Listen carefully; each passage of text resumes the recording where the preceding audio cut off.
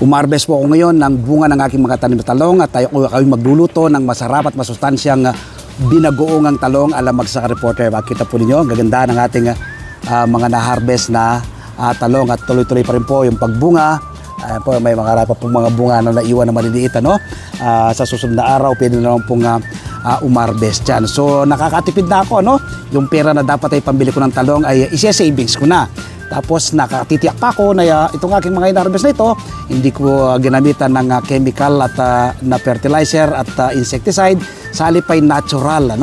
So makakatipid ako at makatitiyak ako na masustansya po ang pagsasaluhan ng aking pamilya. At siyempre, nakakatulong pa ako sa pagpreserba sa ating inang kalikasan. Magtanim din po kayo, wala kayong enough space, sa Metro Manila kayo nakatira.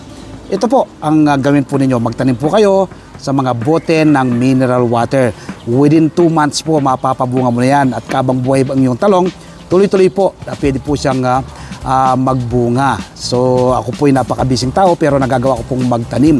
Pwede rin pong gawin, lagi ko pong sinasabi, food security starts at home. Nagawa ko po ito, tiyak po ay magagawa rin po ninyo. Nawa po mga araw na mapanood ko, magtanim rin po kayo ng inyong sariling pagkain, sa mga sementadong kalsada, pwede po kayong magtanim sa mga bote ng mineral water. Maglagay lang po kayo ng lupa, 60% buwagag na lupa, 20% vermicast, another 20% carbonized rice hull.